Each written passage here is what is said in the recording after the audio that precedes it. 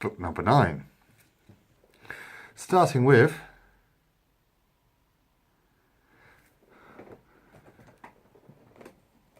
a book that's part of a movement, and the movement is called magical realism. Shouldn't that be the idea of any book, to bring magical realism to life? But there was a movement of South American writers, and hey, you get out what you put into things. With this one, it was a case of I read him in South America and became aware of the movement.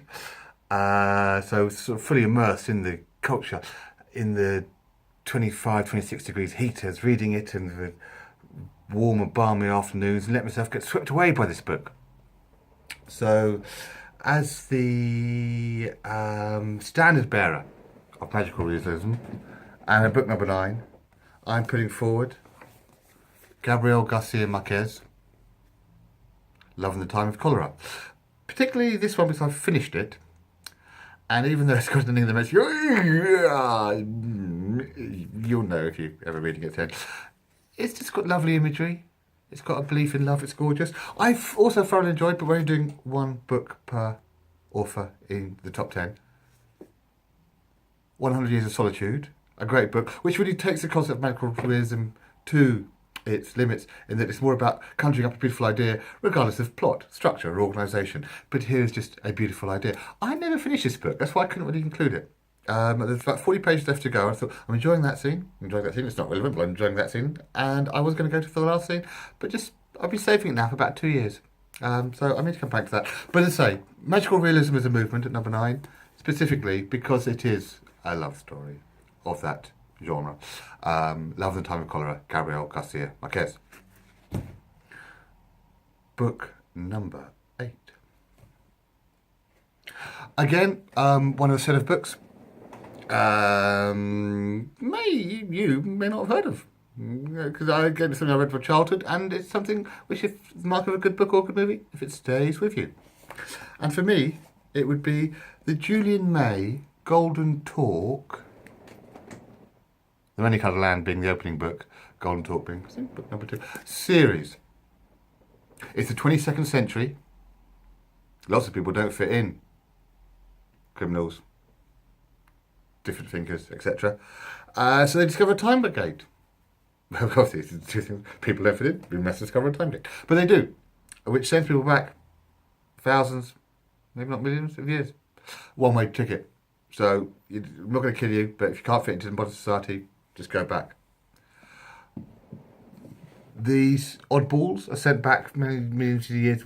I think millions of years past. Does the time matter? But to a previous time, and they find previous Earth actually occupied by aliens. And Julie, life occurs. I always just remember the scene of a notable character called Aiken Drum. I don't know what's there. Approaching the city and saying, "Ha! Can the city take my impact?" Boom! Great dramas with fantastical animals and fantastical powers. And the question always is, which back there evolved into here now? Was it the aliens? Was it the maverick humans? I had a little question to a great fantasy adventure, Julian May, the Golden Talk series. I recommend it. Number 8 on my list. Now, number 7. No, it isn't. See, the bloke is not relevant anymore. In the current irony dictionary, I think saying as relevant as Ben Elton would be an appropriate entry. And I've seen him once in a while, and you don't know if he should be listened to.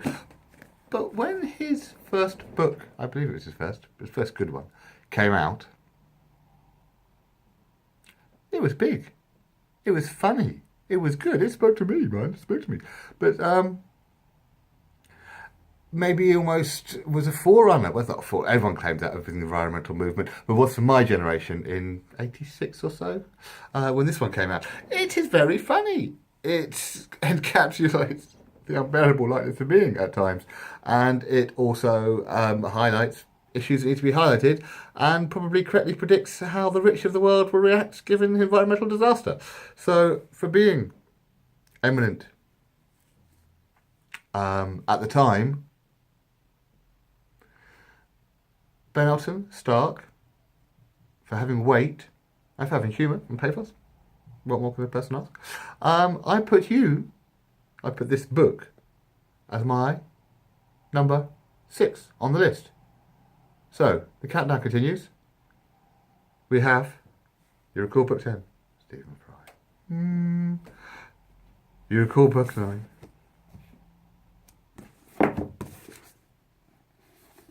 Gabriel Garcia Marquez. You're a Cool Book 8. Julian May, Golden Talk series.